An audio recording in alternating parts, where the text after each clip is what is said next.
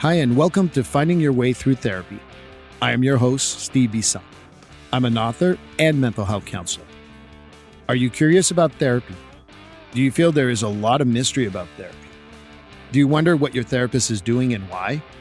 The goal of this podcast is to make therapy and psychology accessible to all by using real language and straight-to-the-point discussions. This podcast wants to remind you to take care of your mental health, just like you would your physical health. Therapy should not be intimidating. It should be a great way to better health. I will demystify what happens in counseling, discuss topics related to mental health, and discussions you can have with your therapist.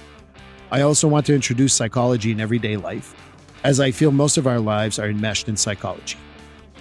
I want to introduce the subtle and not so subtle ways psychology plays a factor in our lives. It will be my own mix of thoughts as well as special guests. So join me on this discovery of therapy and psychology. Hi, and welcome to episode 38. Episode 38 is the most downloaded episode. This was probably the funnest one I had, although I've had a lot of fun this season with all my interviews, but particularly with Pat Rice. Pat Rice is someone I've known for a long time. And we talked about near-death experience. We talked about Buddhism. We talked about woo-woo stuff and how we've engaged individuals in therapy with all that. So I hope you enjoy the episode, and here it is. Pat Rice is someone I've known in the area. My mentor talks about him highly. He also is someone that I've really admired and enjoyed talking to for many years. Pat Rice is 73 years old. He is clean and sober for 35 years and has been practicing psychotherapy for over 31 years. He works with dual diagnosis and does a lot of mental health treatment, but we're going to talk a lot about spirituality, hopefully, because that is the goal and how his near-death experience has played a factor in his treatment.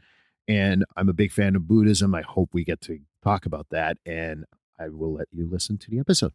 Hi, and welcome to episode 32 of Finding Your Way Through Therapy. I am Steve Bisa. I got to tell you today, I am honored and touched by the presence of someone I've known for a long time, my history, and the one who you've heard me say on this podcast several times. He's the one I refer to when I say there's only 3 original ideas in the world. He's the one who told me that, and I always remember that. So, Pat Rice, welcome to the show. Thanks, Steve. It's an honor to be here. Pat, it's funny because we've known each other for a while. I think it was this is our first time really sitting one-on-one with each other, I think, since I've known you. And I've known you for like many years. Yeah, formally, other than, idle or consultations and things like that, where we shared ideas and helped each other. But yeah, it's the first time. As I said a little earlier, probably the first of many. Well, I'm hoping it's going to be the first of many because I've known you for a while. Who I consider my mentor is a gentleman who talks highly of you. And to this day, now that we've been together for 20 years or so, he says, I'm not your mentor. We're colleagues. I'm like, you're still my mentor. So I'm sure you understand that because we're going to talk about a little spirituality today. And I think that mentorship has to do with spirituality also and kind of like bringing that in. But before we go down that path, so to speak, maybe you can tell me more about yourself, Pat, because I know who you are, but maybe other people don't. Well, we know each other by the fact we're both psychotherapists, and we've been at it a long time, and we were trained by the same guy, actually, as students. And the connections go back for the audience. Steve and I are part of a group, peer supervision group, that has literally been going on for 30 years. And obviously the cast has shifted with time, and people come in when they need it and exit when they don't require it anymore to keep themselves grounded. But in and of itself has been one of the great grounding agents for my practice. And it's been really important as I'll get into as we go farther as to how my practice has shifted. But a little bit of background on me is that I've been a psychotherapist for 30 some odd years. I've been clean and sober, which is what started this journey, almost 36 years. I'm almost 74 years old. And I don't see any reason to stop now until the vehicle slows me down. Or as I say, a patient says for the second time, you fell asleep again. So, but I had many jobs. I don't talk about this much, but when I got out of school, I intended to do this originally. And I got distracted by other work pursuits and self-employment. I was a professional photographer, self-employed, some of the creative stuff. And I did a whole bunch of careers for 2 years each until I got bored with it. And then addictions, chemical addictions caught up to me. And when I finally needed to deal with those, I chose, after some healing, to return to my roots. And 20 years after I began, I finished a master's degree, literally 20 years to almost to the day. It's really eerie because it was an August graduation, as it turned out. But what started this journey for me, and which I will get into as we go forward, and what has shaped my non-traditional now career and focus. But what started this was that you hear people sometimes in recovery that say, I got here the day before I died. I got here the day after I died. Basically was in a 2-day coma, and I'm gone. And I went to another place, and the place from which we come, and I'll talk more about that. But I had a near-death experience, of which I was not aware initially until I was in treatment, and someone sitting next to me, a 17-year-old boy, I was 30, just turned 38, a 17-year-old young man spoke about this experience. And as he was speaking, I knew exactly what he was going to say next. And so that has certainly shaped my motivation, it shaped my focus. And as I have evolved in my own work, my own healing, and then my own evolution, and the shamanistic work that I have been doing, and really it's mostly what I do now, more and more people were led to me. As I've said many times, probably to every student I've had grad students, the privilege of grad students for about, 20 some odd years, is that it's the old, if you build it, they will come. And people, I have never looked for a job in this new incarnation. I have never looked for a job. I have never looked for patients. They find me. And the people that I'm supposed to help find me. And the ones that are able to be helped find me. And that's the nature of it. And I would preface, I told Steve, you should warn people that this is not a traditional psychodynamic psychotherapy kind of dissertation or discourse. I'm the woo-woo guy. And when I worked in a hospital-based system, if someone, and this actually happened once, a woman called up the switchboard and said, I need to talk to someone in psychiatry. And they said, about what? Well, I'm either psychic or psychotic. And they go, Pat Rice. You need to talk to Pat Rice. It's the truth. And she was not psychotic. She was definitely psychic, which is an interesting story I could share at some point. But maybe that's where I would like to go, Pat, because you told us about, I want to get to the near-death experience, obviously, and that's not going to change. But you became a psychotherapist, and you don't just get up one day and say, oh, I'm a psychotherapist, number one. And number two, you don't go from psychotherapist to the evolution that you've become without having a few steps on the way. And I know a little bit about your work in the hospital and all that, but I'd like to hear more about that. Okay, well, I'll explain where the seed was planted the second time around. When I was in the last stages, maybe the last few weeks, it was winter, and I'm strolling. I was living in Yarmouth, Maine, a beautiful coastal town in which I lived for quite some time. And I was wandering on a snowy night like Ebenezer Scrooge and down looking in windows of people having normal lives. And I stood outside of one window, which was a business. It was a psychotherapy practice of an LICSW. And a nice little, and I just felt myself being in that.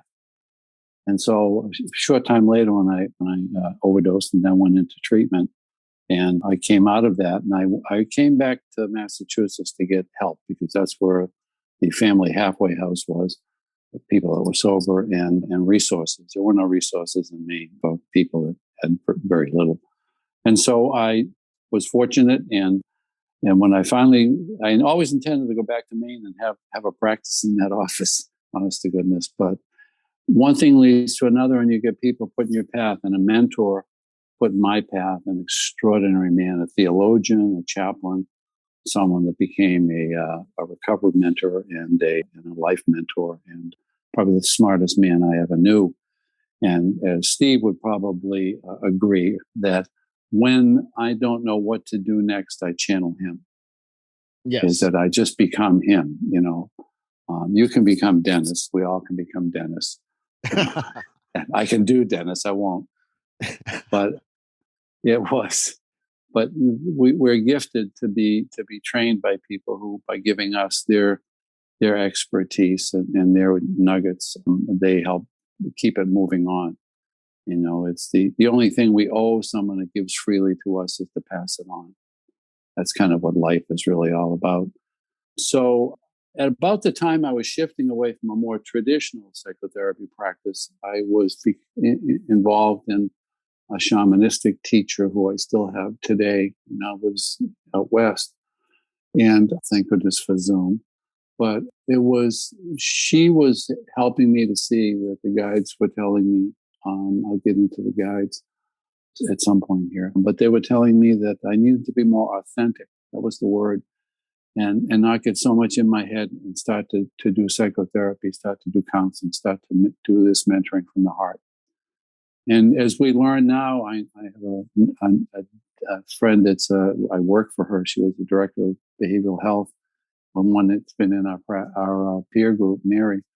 And she actually is I think she has a PhD in the consciousness of heart. I think that's what she studied. And, we know that the heart has its own, when people get heart transplants, and a student of mine died, and she was a young woman that ran the marathon and died of hyponatremia 4 days after getting her health psychology doctorate. But her heart was put into a young 15-year-old.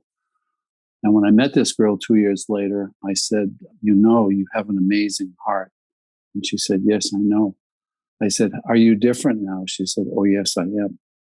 And when people get an organ, especially a heart, they take on a lot of the personality and the spirit that was the person that gave them the heart. I mean, God, having a heart transplant, that's a spiritual experience, if anything is. But absolutely. It was, that's one of those magic moments when she allowed Cynthia Lucero was the girl that died, when she let her mother hear her daughter's heart. Whew. Wow, that must have been a very powerful moment. It was this was at a fundraising thing, a run, obviously, and there were about 300 or 400 people in the room, and there was not a dry eye. I bet. It was really very powerful. But this is about the time I was awakening to this and being basically, I wouldn't say ordered, that's not how it works, guided to be more authentic with what I knew and stop getting with my head, but start leading with my heart.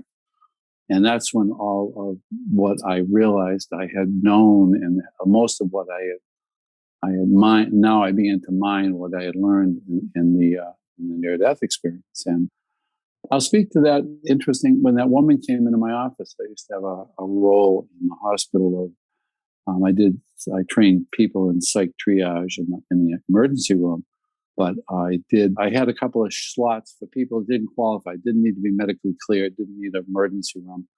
And so every week someone could just assign me, and I had these slots. And she showed up on a Tuesday afternoon at 1:30 for this. And I said, how may I help you? Well, as I told the person on the phone, I meet the psychic. My husband thinks I'm psychic. I think I'm psychotic. And in 5 minutes, I knew she wasn't psychotic. And she was talking about her mother that everybody called a witch. And I just know stuff my whole life. She's 42 years old. My whole life, I've just known stuff about people. I don't want to know this stuff about people. It's really annoying. But she says, I think now there's something that is telling me that it's time to kind of discover this. And she was there. And so what she needed, she was leaving the next day. And 2 days later, she was moving to the Connecticut area. And she said, I need someone that can help me with this. I had a student that lived in Connecticut, a former student, and I hooked her up. I said, come back tomorrow and I'll have someone for you. And we'll just follow up on this interview. I want to see someone 2 times before I make a determination that they aren't in some kind of state of internal disarray. But before she left, she said, is there any reason there should be a cross floating above your head? And I'm thinking, huh? What? Yeah. I go, I don't think of it. No, she said, that's really, okay, yeah. Anyway, she kind of went, dissociative on me a bit. And then she left. The next day she showed up. I had a therapist named for her. It was a short appointment, which was exactly the same. And she said, thank you. You've been very helpful. And is there any reason there should be a priest standing next to you?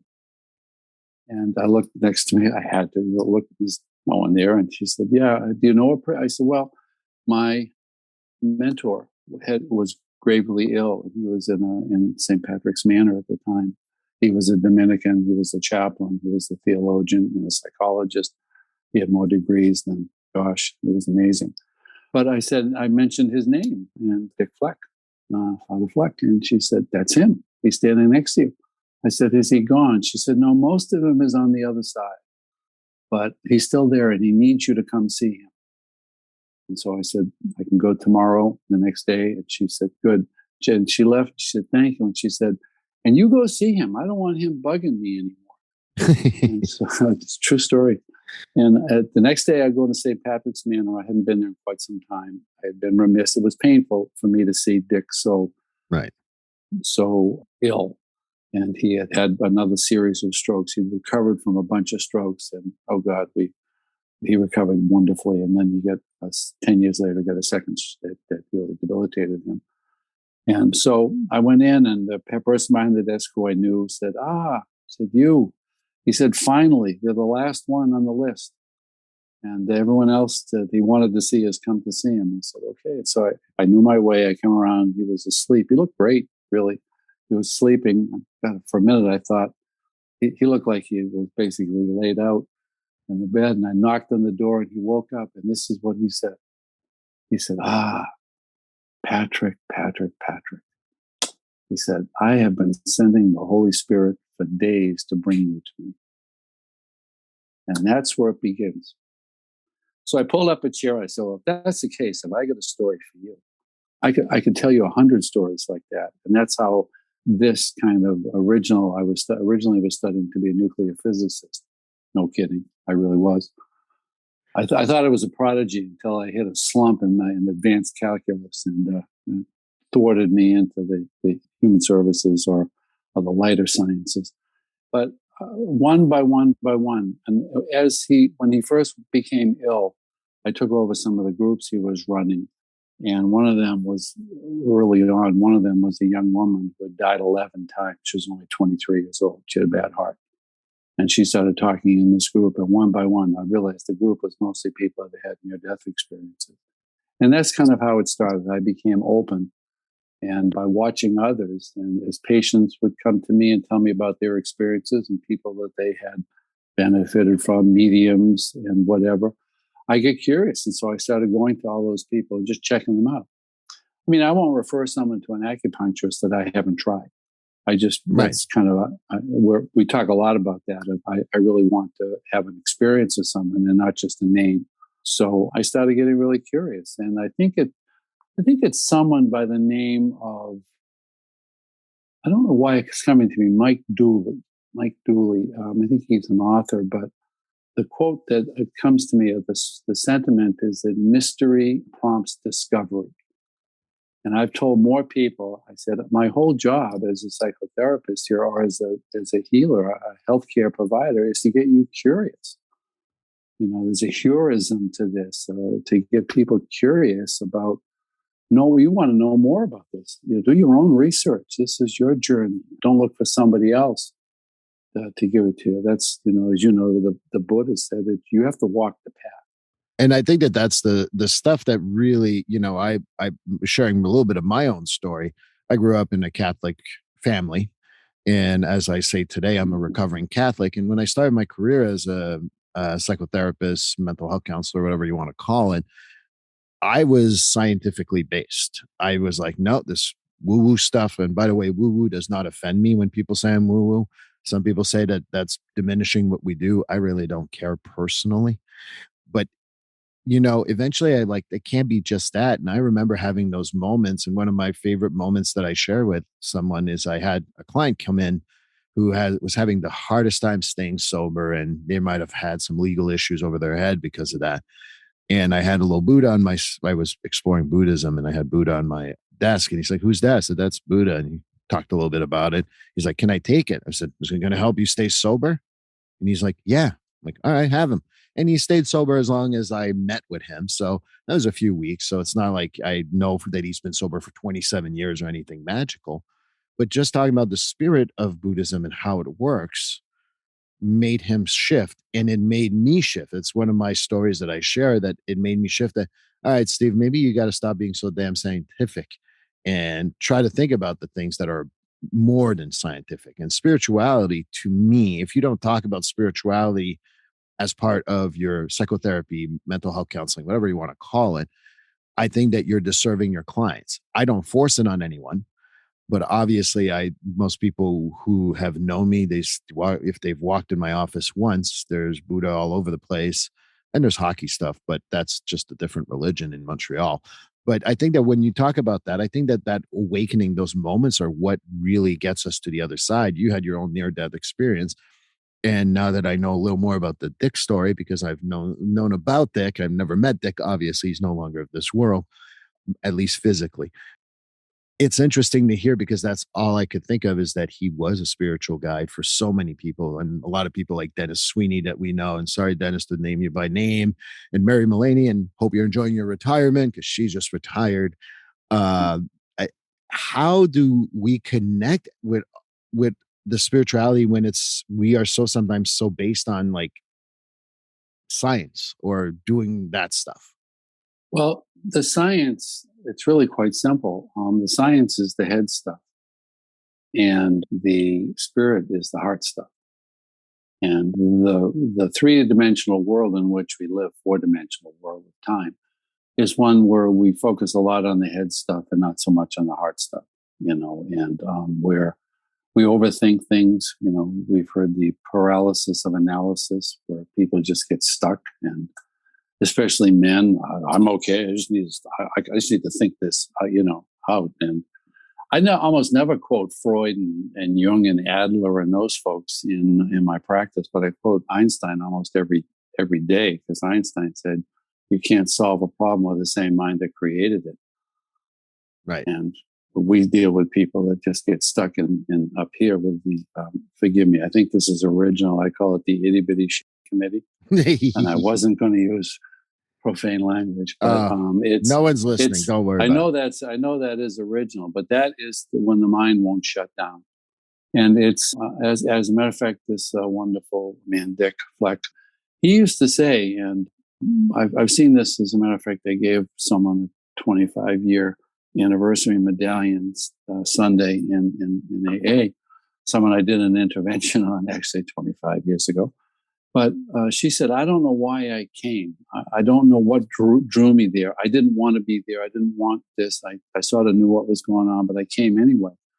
And what he used to say, Dick used to say, is that there's a very special form of prayer. It's not the head type of prayer where we ask for things and, just get me out of this mess and I'll never do it again type of childlike prayer, which is to ask for something or ask for an outcome.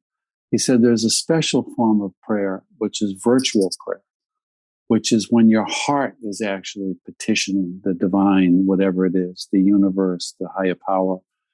The divine, being a recovering Catholic, I shy away from the male dominant language of God and all of that. I'm probably more okay with goddess than God, but why don't we just talk about a higher power, whatever it is. He said that the heart actually asks for the help, and that's what sustains it, because the heart is far more powerful than the head, and it grows, and the heart is where the divine energy, the divine power, whatever, opens it up and can overcome all of that stuck thinking and all of that. In the recovery circles, we talk about a higher power when the first sentence in the whole step process is we admit powerlessness. So I always say I didn't come into a recovery program looking for a theology. I had a similar background to yours, in which I learned early on, at least that from the catechism that I was taught, that the higher power, if you will, the God of my understanding, was one that taught heaven was essentially unattainable and hell unavoidable. It didn't seem to make sense to me, but the minute I started reading, in a very young age, I learned about karma, and I read something I actually read an entire encyclopedia. We had an encyclopedia. And I was physical one. I thought you used Wikipedia for this. No. We had as I recall, it was the Collier's Encyclopedia, and I read it all. I just would read it, and I was curious. And some things wouldn't interest me, and other things really did. Buddhism did, and the whole idea of karma and reincarnation. but the karma, the fact that things balance out. Because I would see people that were not nice people, the pious people coming back, the daily churchgoers or whatever that would steal from paper boys. These types of people. That just didn't make sense to my little thoughtful mind, as I was a paper boy and would walk miles and miles pondering the universe and all these things. And so as I got more curious about it, it just made sense to me where other things didn't make sense. And I tried a bunch of different disciplines. The other thing is that I hadn't found a formal religion that actually embraced meditation.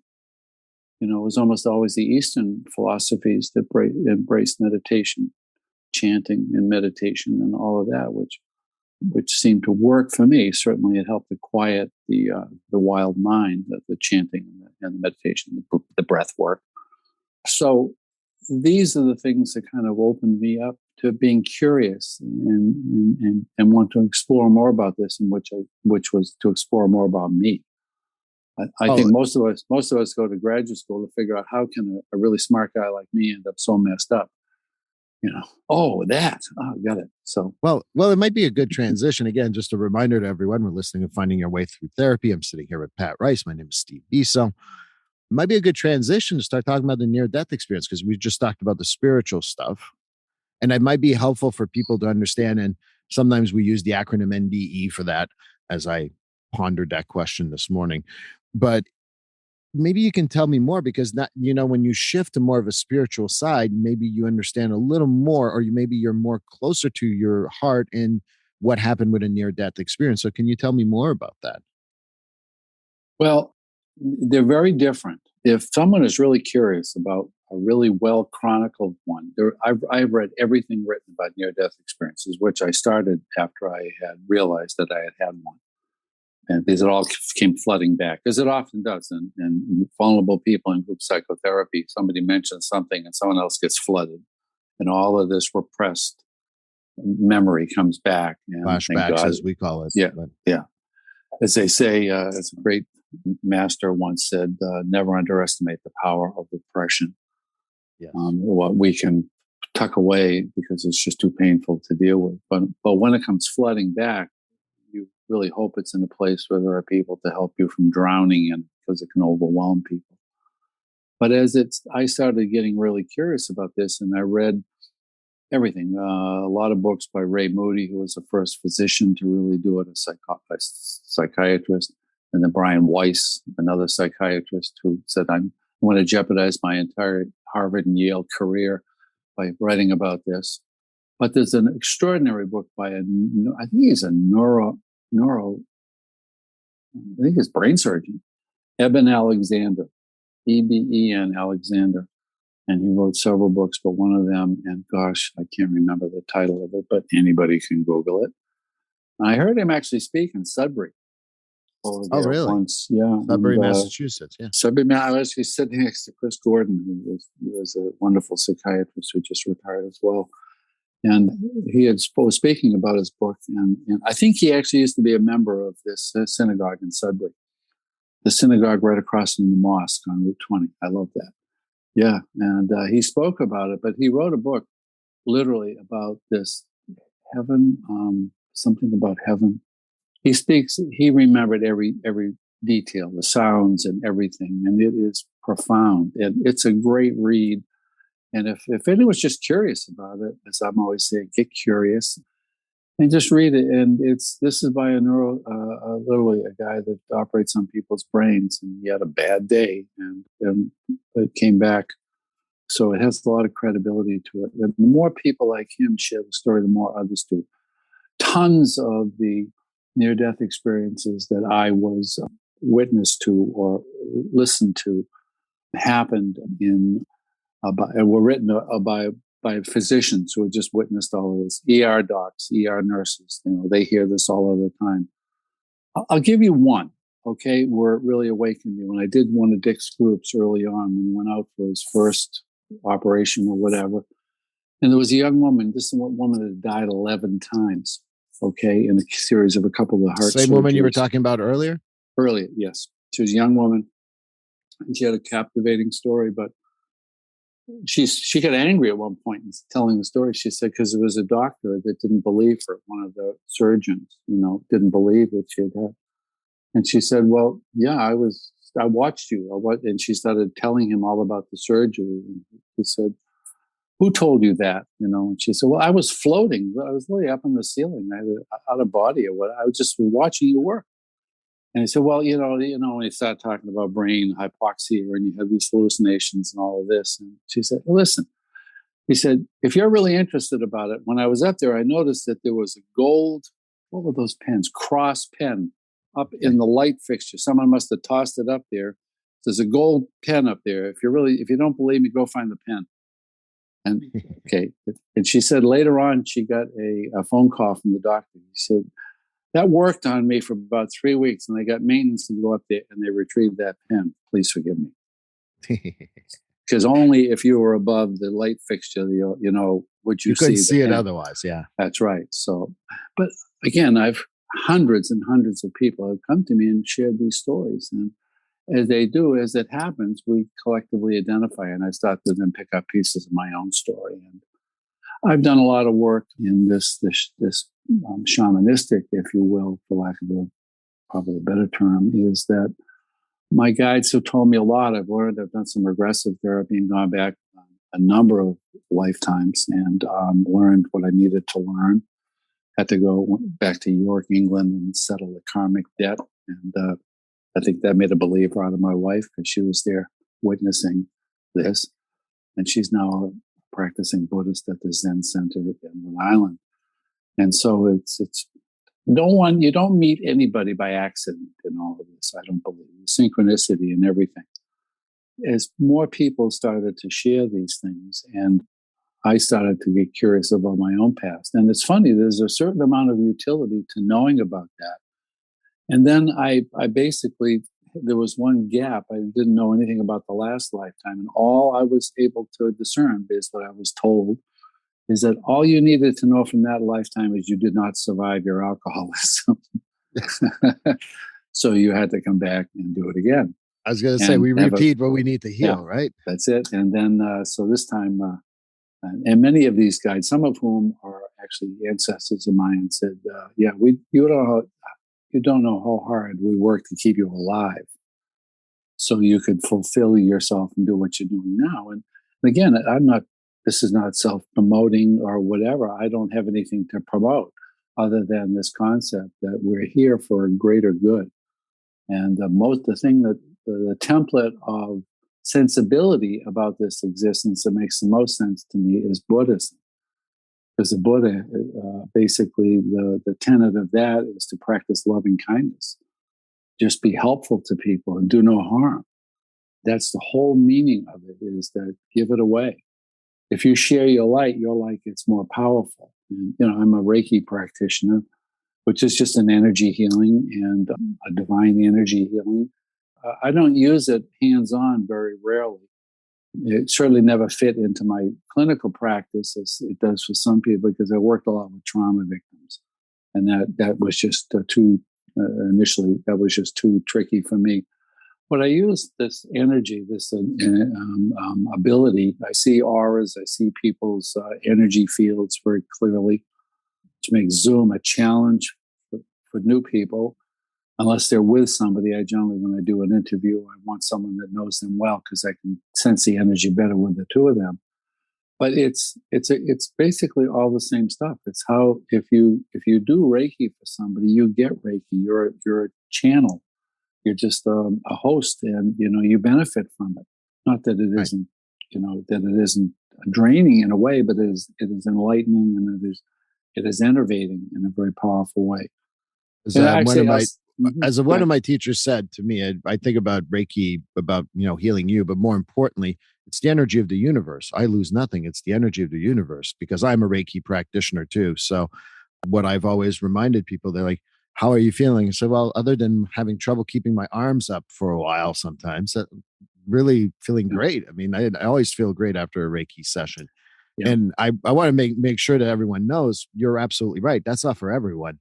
And I know for some people, Reiki is challenging or difficult. But when you're able to channel Reiki, and you talked about Zoom, distance Reiki does exist, and Oh my certainly goodness, I've done yes. that. I've done that myself. So Well, let me tell you an interesting story. Larry Dossey, who was a physician who's written a bunch about these things, he was a tough sell. He tells a story in one of his books about someone who was doing a couple of docs that talked. One was on the West Coast, and they were doing a study on heart medication for really chronically some kind of congestive heart failure type thing. So they had 500 people in a study.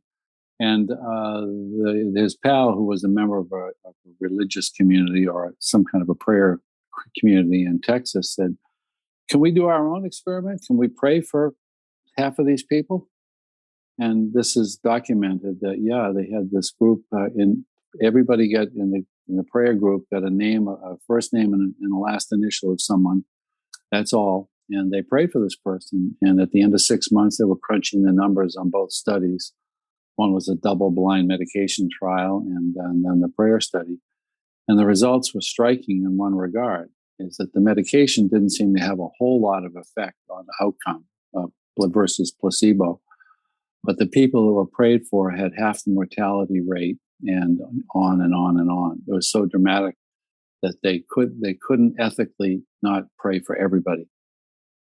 And at the end of the year study, everyone had the same, that were prayed for had the same rate of mortality and blah, blah, blah. So there's a lot of evidence out there. It's one of the first applications of this prayer actually work. Well, I remember a grad student once petitioned me at UNH, petitioned me among many people through the association to her dissertation was on, do you teach the concept of forgiveness in psychotherapy? Many of us, when we actually looked at it, we actually do, because if you hang on to resentment and all that, and you can't forgive people that have harmed you or hurt you or wounded you, you can stay in a form of your own victimization. The Buddha said resentment is when you pour poison for somebody else, but drink it yourself. right. Most of the stuff that rattles around in AA halls and 12-step recovery halls is all Buddhist wisdom. We steal our good stuff, and as Dick used to say, if you steal from one person, it's plagiarism. If you steal from everybody, it's research. And that's the truth. Everything here, nothing of this is new, but we're awakening to it. And I remember having literally a rocket scientist in my office, a nice gentleman who was sober, and he couldn't quite get past this. He was essentially believed an atheist because of his scientific training. And he said, I just can't get this higher power stuff. It just doesn't, it's not that it doesn't appeal to me. He said, I just can't get my mind around it. And I said, well, okay, it's just energy. It's just power. And I said, how about we call it dark energy? And he goes, whoa. He said, that'll work. I said, 2/3 of the universe is dark matter and dark energy. Matter, it becomes energy. Energy becomes matter. It's all the same stuff. You can call it grace. You can call it prana. You can call it kundalini. You can call it Reiki. Right. It doesn't chi. It doesn't matter what you call it. It's still there. And we just need to access it. Why? Because most of the people that come into my office are not mentally ill. They're not psychiatric over the years. They are dispirited. They are down. They are drained. And very often, and that's what group stuff does, is it helps to charge up that spirit battery. I watched a 3-year-old child walk into a room that had 8 brain injured, Wernicke's encephalopathy, wet brain, alcoholic men between 50 and 65 years old. It was actually a recovery at AA meeting, and she was the daughter of someone that I knew. Her name was Grace. You can't write this stuff. And little Gracie came in looking like pebbles, with a little hair up in ponytail. And one by one, and these men were very blunted. I was sitting with a grad friend of mine. We're in grad school together, and watching these men. They were very blunted in their affect. They're just like, as it happens when you're very demented. Right. And one by one, Gracie would take the hands of each of these men, and they lit up like a lighthouse. To this day, I don't think I've seen something more powerful. And then we had 8 men who basically were just dead, who were like animated, the power of the spirit of this little child. The spirit is very strong in children, which is why they light the whole room up. Right. It doesn't matter. A child starts to giggle and laugh and belly laugh in a restaurant, the whole restaurant's laughing.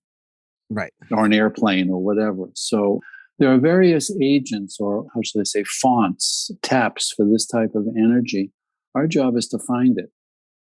People, who really do espouse a useful to them practice of, say, Roman Catholicism or whatever, they have the sacraments, the sacred moments, sacramental moments, which is where an opportunity for grace, if that's your thing. We talk about selfless service in recovery and in other spiritual practices, Hindu practices, seva, selfless service, doing for others.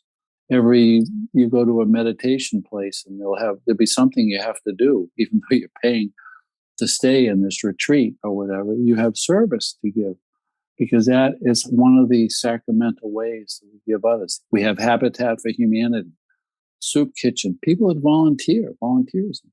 My wife's an educator and a retired doctor, a dentist, and she works, in doing Meals on Wheels and other things, because it gives us the energy, and it makes a certain relevance to our existence. In recovery, it's the alchemy of redemption in recovery is you take the. I say once, people say, "Why'd you get into working with addictions?" I said, "Well, because 12 years of my life, I don't have to explain it away in a resume. It's we take the darker stuff and we convert it, and it's all light. It's all light energy, whatever. So when I think of Reiki, I think of light.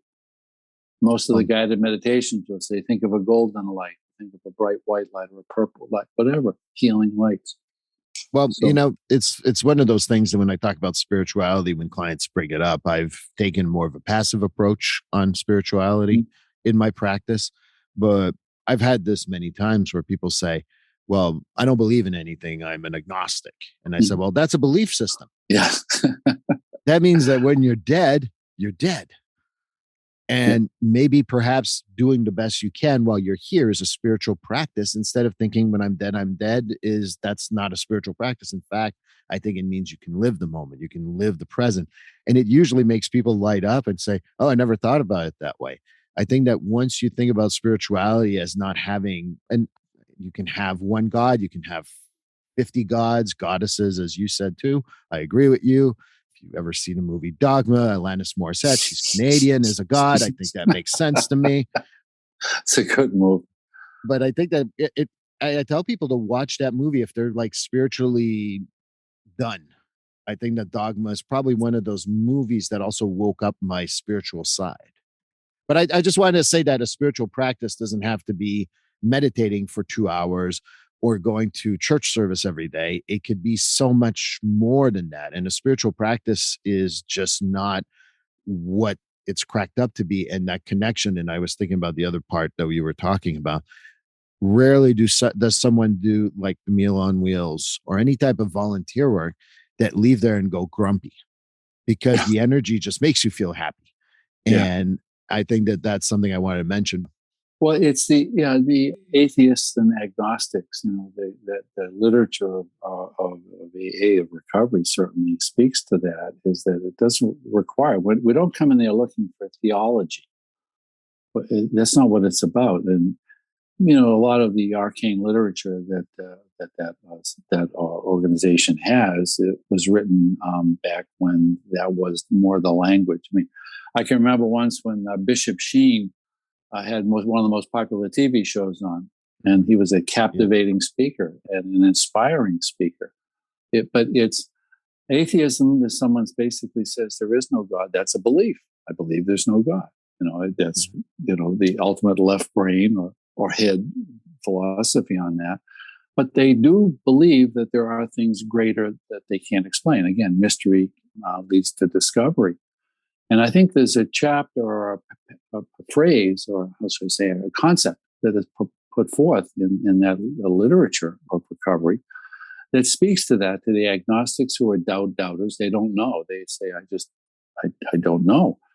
Is that we talk about electricity. Now, again, I was going to be a nuclear physicist in my mind. And I understand intellectually the concept of electricity is the electrons running along. I can't really discern between AC and DC, direct current and alternating current, but I have a faith in it. And I believe even an atheist has a faith in greater things like electricity. I may not believe in electricity, but I plug my phone in. Oh, yeah, I have that background. I plug my phone in. I trust that it will light the lamp. It will charge my phone. So I have a faith in something greater than me, a power greater than me, which we call electricity. Right. And so, and much like remotely, Nikola Tesla actually invented a way to transmit electricity through the air and not through power lines. He was pretty much a rock star genius. Many of his ideas were co-opted by commercial ventures, mostly Thomas Edison, but whatever. There have been people that have been able to think outside of the box. And if we can do that, we don't do it with our head. We align it a little bit with our heart. And I believe that the Reiki energy, the heart chakra, is one of the most powerful. That is where a lot of this really connects us to what we know, what we came from.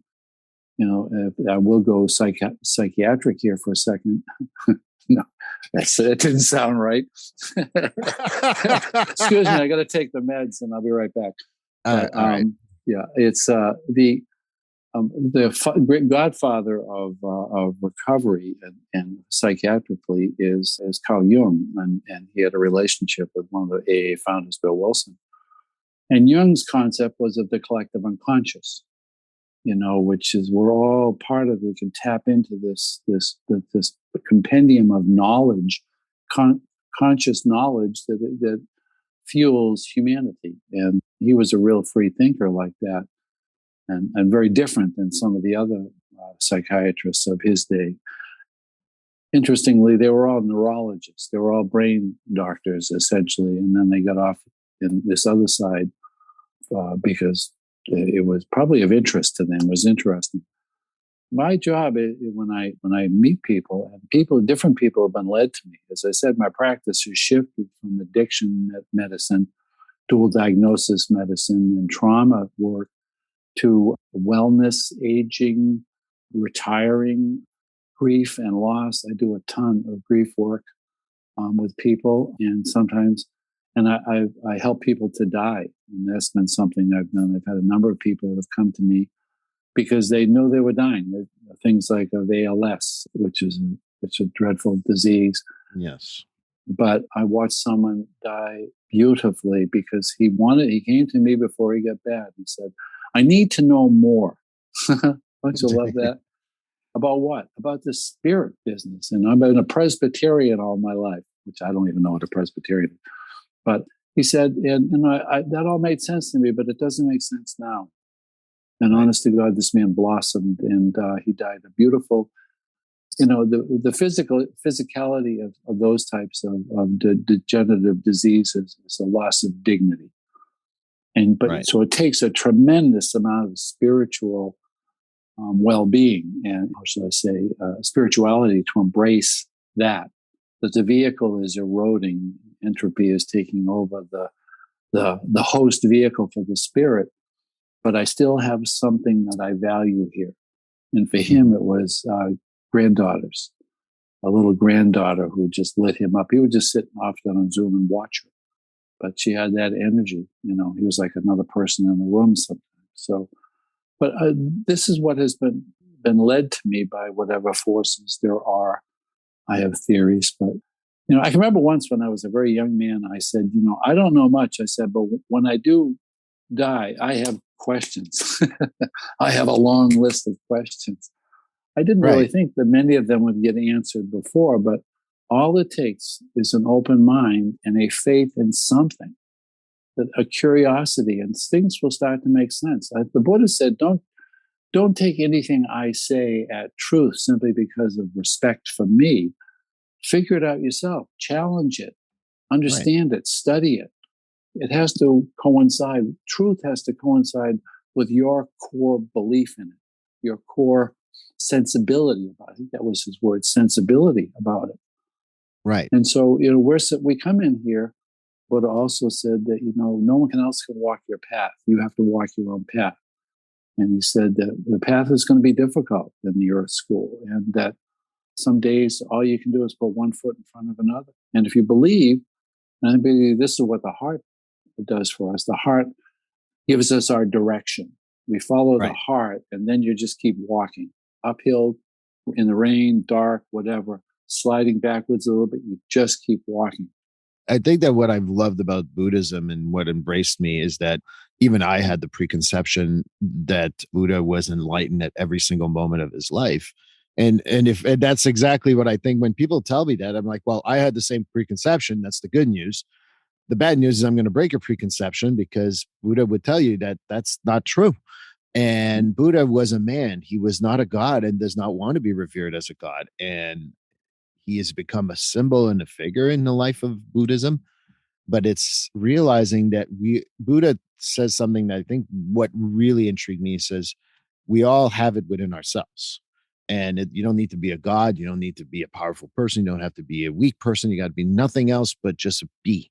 And it's all within yourself. And I think that's what really attracted me to that belief system. He was a very interesting figure. I mean, we know actually quite a bit about him, even though this was like 5th century. Was it 5th century BC? It was 5th century, I think. And I want to say 4th or 5th, yes. Yeah, he was a prince, a very wealthy prince. And somewhere near his 30th birthday, he got curious about what was beyond the palace walls. And he walked out and did not return. And for the rest of his 50 years of existence after that, he had nothing. All he had was what he learned and what he knew. And every single meal he got was at the kindness of others. Every shelter he received was at the kindness of others. And so by doing that, he opened himself up to receive and then inspire people to practice loving kindness toward him. Right. And what they're, it's the same as Muhammad and Christ and all of these beings, these extraordinary enlightened beings that have walked. I've only met one enlightened being who was a guru, and she was magic of a discipline, a Hindu-based meditation discipline. Having been in her presence and felt that energy, it's the extraordinary thing is that she was. I was one of 5,000 people in the course of a weekend that were around her, and she was totally revered by most of these people and adored, and she was totally unaffected by it. And I could tell stories about how I became a believer of this extraordinary gift that she had to inspire, and the energy field that she had, which was extraordinary. These people that have this capacity, they're here by design to assist others, but they practice what they preach. The Buddha did is that he eschewed all of the trappings that he had, and he got really curious about what else is there in life besides this. For people of my generation, that you hear Peggy Lee saying, "Is that all there is?"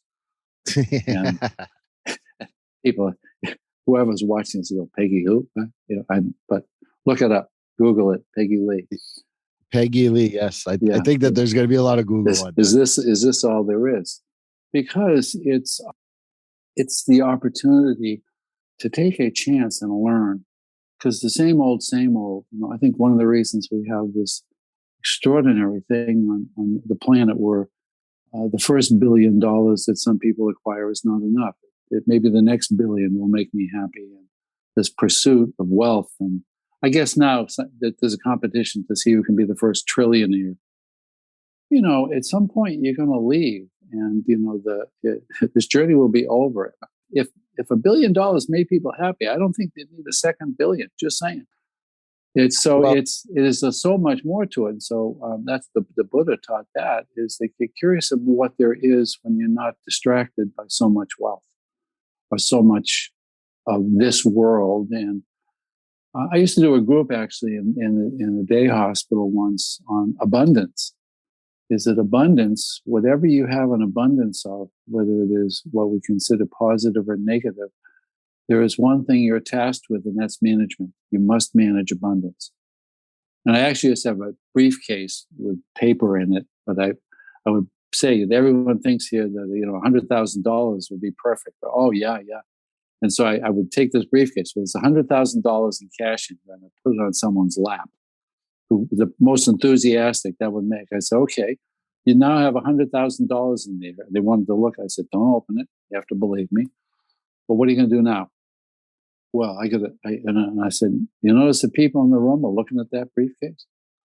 And then they started riffing on that as to what, do you feel safe with it? No, I got to get my $100,000 out of here before someone, and people started saying, could you just spare me 20 grand? Right. I just need, my kid is sick. And it became this amazing group of, something that everyone in the room could have a consensus. It was a wonderful thing that could happen to suddenly change their trajectory. It took them out of treatment. I know a kid that was in treatment for cocaine and he needed to be. And he was a young married guy and his wife hit the lottery for a couple of $1 million. Someone in the town in which you practice. And they begged her not to tell him. Of course, she drove right up to the rehab and told him. And I think the story is it didn't take him very long, the two of them, to lose that money. And it distracted him from his path. So this kind of capitalistic view that money is good. Money is a tool. Money is a certain level of power, but power can be very distracting. Just a reminder, finding your way through therapy. It's been almost an hour, Pat. Pat Good Rice Lord. sitting with me. I told you. It's great. I love talking about this. And I think about one of the stories that I don't do the same thing as you. I don't do groups, but one of the stories I explain when people are too worried about the future. I said, what the problem is with the millionaire? He's already thinking about his second, never appreciating the first one he got. So learning to appreciate what we have, to me, is part of that abundance and spiritual belief system, because we are lucky in some ways. And yes, we all have tragedies in our own right, in our own lives, but we have the ability to kind of, literally kind of like be happy. Not everyone, but a lot of all my clients have a roof over their heads. They can eat as much as they want, reasonably speaking. And that's a richness that a lot of people on this planet don't have. It's like we talk about first world problems, but it's the root word of I mentioned the word earlier, grace. That is one of the terms that people use for this divine energy that permeates everything and kind of runs everything. Well, people ask me all of the time when I did public speaking on addictions and recovery and all of that. I did tons of it and grand rounds and all of that. And it's the most common question, whether it was clinicians or the general public, was, how do you know when someone has it? They have that they have a chance at changing everything. And I go back to what Jung had talked about, which was the conversion experience. And we call it a spiritual awakening in 12-step recovery. But it's the moment at which someone stops feeling like they're being deprived of something and thus missing something positive, where they start feeling grateful. Gratitude, grace enters, and they start feeling grateful that they're being spared something negative. That's the conversion experience. And that's what gets people past the grief of the next million or whatever. I believe it was the fabulous, the guy that wrote all the fables, Aesop's fables. Yes. Which are just another version of a morality play. But he once said a wonderful quote that often gets attributed to Buddha, that gratitude is what makes what you have today enough. And we've kind of lost that. And I believe, and I'll pontificate for a minute or opine, is that people keep saying that there's a movement to try to make the national religion of America Christianity. That's not true. We already have a national religion. It's called capitalism. Yes. And capitalism is ruthless, and it's about making money. It's about the pursuit of that. And there's a bait and switch in there in marketing terms, is that your capitalism trains people, if you are successful, you will be happy. They are mutually exclusive very often. Is that very, very, very powerfully successful people are not happy often. They're distracted. They have a management problem. I had a fellow that came to me, a fabulously successful guy. I won't give too much information, but his problem is that he had about 6 houses all over the planet, and he was getting besieged all the time by the people who were managing these properties. And so his strategy in one session was, I must have been divinely inspired, because I said, well, who likes these houses if you don't? He said, well, I like 2 of them, and the other 5, I have a kid that likes this one, a kid that likes that one. I said, well, why don't you just deed them all to the kids now and let them take care of them? You can visit them. It's the objectivity of sitting in the chair. And he looked at me and he goes, that's brilliant. And he did it. And he had the 2 houses he liked to live in. And then he gave all of us, the kids, all the skier got the lodge or whatever. And it's a simple bit of life coaching in that moment. But he was burdened by all of this success and affluence. He just needed to lighten his load. There's a famous book now making the circles called Drop the Rock. Yes, I've heard of that. It's like, we can carry around something all day. Again, a gold bar. Wow, that's something else. Try to carry it all day. Right. That's probably one of the parables of one of the stories that all of the wise beings tell. And we try to unburden people. They come into our offices and tell us, well, this is what I need. This is what I want. And we ask the magic question, what are you willing to do to get it? Right. And then because we often have solutions, because not that we invented this stuff, we just paid attention and we watch people fail doing everything else. And when someone says that, I say, okay, well, I suggest you do. Well, I can't do that. And I said, I can't help you then. Because, if you can get out of the zero sum where it's all or nothing, and you can just embrace that there's a little something we don't know, right. The mystery of the universe, whatever. And I think that allows people, one thing that is the most important thing in everything that you and I do, Steve, and people like us, is that my job is to try to relight the hope pilot light. Relight the hope. Because we see people that come in and life, and God, COVID and everything's exhausted people. And they get weakened. The brightest people, the light weakens. The battery dims, the oil gets low. Whatever it is, the source of it. Well, for the spirit, that source is to tap into divine energy. And you can do it by meditation, spiritual practice, breath work, breathing. Let me plug somebody else's book, because someone that is important to me, a counselor, suggests I read this. It's a book called Breath by James Nestor, Nestor. And really, it's a scientific approach to it. It's kind of like the 50-year upgrade of Herb Benson's the relaxation response. It was part of the Deaconess. He probably ran the Deaconess Mind Body Clinic way back in the 70s. And out of it came the understanding that the way you change the chemistry of the human body from that of stress and anxiety is breathing. One of the things that I would say, you talk about relight the hope. One of the things that I talk about to many clinicians is that all we have to do is make people feel a little better. As a therapist, I learned that on the crisis team. Even though in the crisis team, you don't get to know the person. If people left feeling slightly better, whether they went to the hospital or not, and they had that little relight the hope, I like a lot better. We've done our job as a therapist, even if it's just a little bit. And I wanted to just put that in. And as we wrap up, you had your parting words, and I wanted to hear them. Okay. This is what I remember Dick used to tell me. Dick Fleck used to say that he was a wordsmith. He loved the origin of words and enthusiasm, which we talk about when that hope battery gets bright again. The light comes on. We have enthusiasm, and enthusiasm is from the Greek entheos, from God. It's divine energy. And he used to always talk about spirituality, and he put up spirituality on a board and divide it from spirit and uality.